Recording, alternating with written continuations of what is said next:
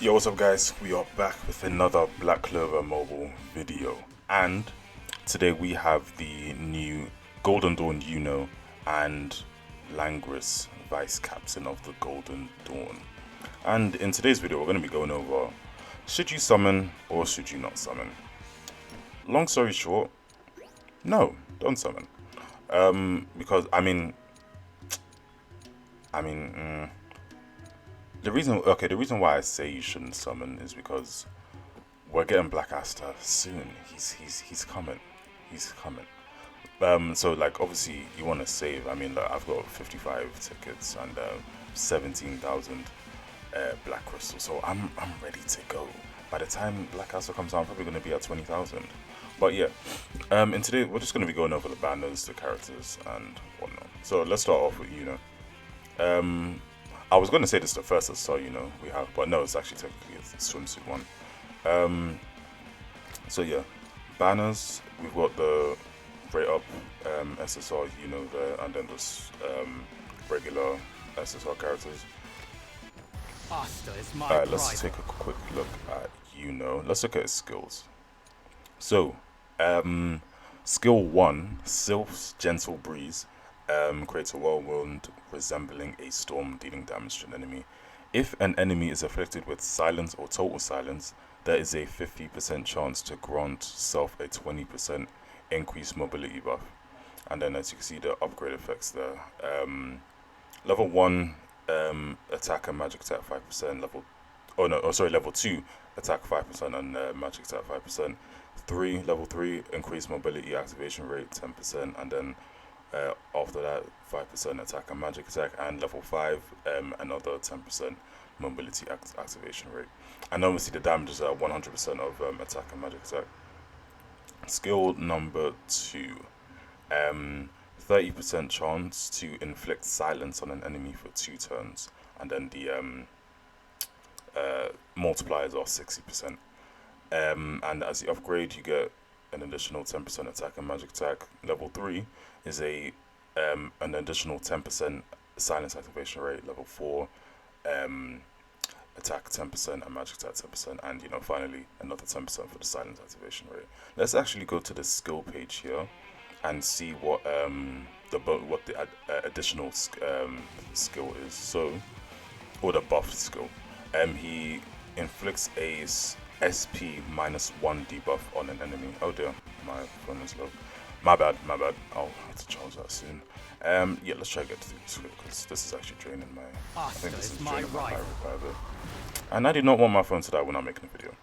Alright, and then his special skill, the White Spear, inflicts total silence on an enemy for 2 turns, inflicts taunt on an enemy for 1 turn, and inflicts a 20% reduced mobility debuff on an enemy, and then multiplies 150% attack and magic attack. And then we can obviously see the skill upgrade effects here. I probably don't need to read them all out. I'll just read the first 2. So level 2, 15% attack and magic attack, and then level 3, 8% additional 8% reduced mobility. And then just continues on to level 5. Let's see. Okay, cool. So total silence obviously reduces. You're unable to use special skill and skill 2. That one I know. But what is regular silence? Oh, okay. You can only just not use skill 2. All right. And then his combined attack inflicts total silence on an enemy for 1 turn. That's actually decent. And then 65% multipliers for attack and magic attack. And then as you upgrade, the multipliers just go up. Okay, cool. Let's have a look at his passive actually. So this is the his dupe passive when you reach enhancement level 2. Upon attacking an enemy afflicted with silent or total silence, grants a SP +2 buff. That's actually not bad. Then if all allies have the power attribute, grants self a 20% increased mobility buff. Okay, the current meta right now, like there's not really, no one's really using full red characters, because the only other red character you'd be using is Noel, or maybe Clover Academy Asta, or the Clover Academy Fagolian. But then again, like what's the other? I mean, yeah, I guess you could put Funeral on there, but that's not really a proper. That's not a competitive enough team because you've got you've got Julius, you've got Julius. You're not running a full power team again when Julius is out and about. You're just not doing that. So that's not great. It's not great right now. I'll be honest with you. Um, Oh, and then his skill page. Let's see what the passive skill does. Upon attacking an enemy afflicted with silence or total silence, there is a 10% chance to grant self an SP buff. Okay, so this goes along with his enhancement passive. Um, so yeah, he can really be generating a lot of SP. But yeah, that's it for YUNO. Now let's have a look at Langris. I tell you what, I do like Langris. I do love his spatial magic abilities, like from the What a vulgar bunch. from the anime. But obviously, I can't summon. Oh, he has zero attack. I mean, probably when you level him up, he'll get some. Alright, so let's have a look at skill 1. Space Magic Bullets. 50% chance to grant SP plus 1 buff. Okay. And then his multipliers are 100% attack and magic attack. And then upgrades, it just increases 5% each one. Skill number 2. The Pride of House Vard. Sacrifices 2 of a designated ally's SP to grant himself a SP plus 2 buff. Very interesting. And a 45% chance to inflict a reduced HP recovery received level 1 debuff on a designated ally for 1 turn. He's really alright. Okay. And then grants a increased speed level 3 buff for 2 turns. Not bad. And then his multipliers, his upgrades, reduce HP activation rate 8%. Okay, so I assume that like it just goes down. Like the more you upgrade it, the less like HP recovery received debuff that he'll be afflicting onto his ally. If that, I hope what I said just made sense. Um, Interesting. So, I mean, I definitely fits his character. I do like what they did here, but yeah. So he gets 2 SP there, and then yeah. I mean, why this though? Because like, obviously I understand this one. He takes away 2 SP from one ally and gives it to himself. But this one here, 45% chance to inflict a reduce debuff on. Yeah, like I thought.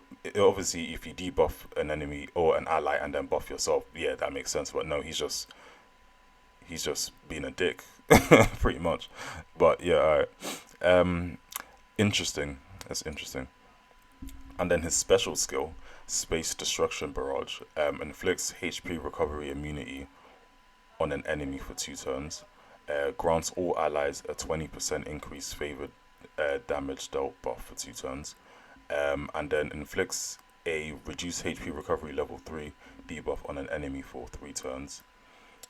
And grants debuff immunity for 2 turns. Not bad, not bad. And then his multiplier is 86% attack and magic attack. And as you upgrade, the damage just goes up. Okay, not bad. Let's have a look at his combined attack. Okay, attacks after removing an enemy's barrier. That's quite good for Noel. And I mean, we can't forget what's that other one? Rods as well. Obviously, you're probably going to be using Noel more, but rods can definitely show up. And then upgrade just increase our multiplier 65% attack and magic attack starting off. And now if we just have a look at his passive skills, deep level 2 at the start of a turn grants an SP 2 buff. That's quite good. So you can really like shoot these off. His special skills off, and then his LR passive, when HP is below 30%, grants immortality for 1 turn. Okay, cool. Skill page, yeah.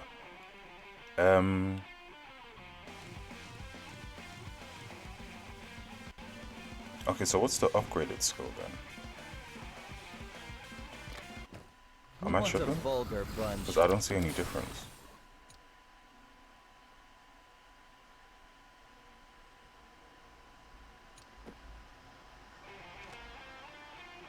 Oh, I see it here.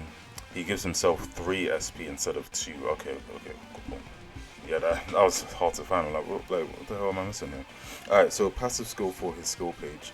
Upon attacking an enemy afflicted with HP recovery immunity. Attacks after granting a 20% increased favorite damage dealt buff in brackets here does not activate when the partnered mage performs a combined attack. Okay, cool. Alright, so I mean, it seems like this guy's gonna be doing some decent damage.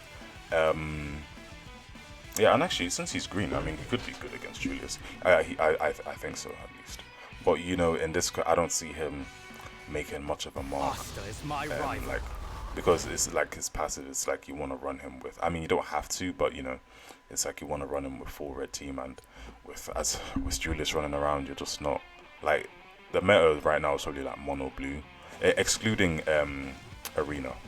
But even still, like there's a couple of arena, the event arena teams that are mono blue. So yeah. Obviously this is Langris' bad and probably not different. Yeah, just the Langris and then his skill page here. And then over here we actually have a step up summon. So Langris gets a step up here. I mean that's better. I'd rather like Langris get than YUNO since Langris does seem quite better. It seems cool. It seems similar to like this one here actually. Oh no, actually there's some differences. There's those bond gifts on there. But yeah, first step 600 premium black crystals, not bad. 100 UR mage XP potions, not bad, not bad. Then over here we've got the you can choose one SSR skill page. I did have a look at this earlier. You don't get the Langris's skill page from here, but you know, it's whatever. It's just pretty much the starting SSR characters, and plus some just regular ones there. Step number 4, 5 attacker bond XP gift boxes. I wonder how much of these you'd have to use to get a bond to all the way to level 10. Because I don't think it's 5. But then yeah, 2 SSR shared mage pieces, not bad. You know, I did say earlier how in a previous video I would have preferred this to be 4. But now that I realize, I mean, I can actually just go and check now.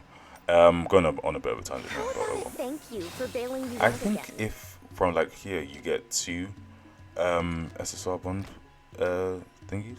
Yeah, okay, that's probably why they. Okay, never mind. Yeah, because you get.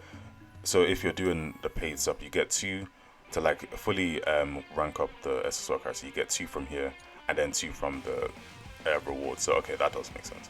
And then final step, you get guaranteed Langris. And then there's also a skill page step up summon here. This is new. This was not here. This was not for the season 3 one. So let's have a look here. Step 1, 600 premium black crystals, and we've got 60 shard of will skill shards. At number 3, you actually get the skill page guaranteed, so you actually don't even have to go all the way. So that's actually pretty good. Step 4, 600 premium black crystals, and then step 5, 45. What's this? Fragment of will. Oh, another one. What the hell? Another one. Damn. And then step 7, 600 black crystals again, and then 825 crystal rolls, and then final step you get the guaranteed skill page. I have to say, this is looking quite good. 3 guaranteed skill pages and skill upgrade materials. Yeah, this is not bad.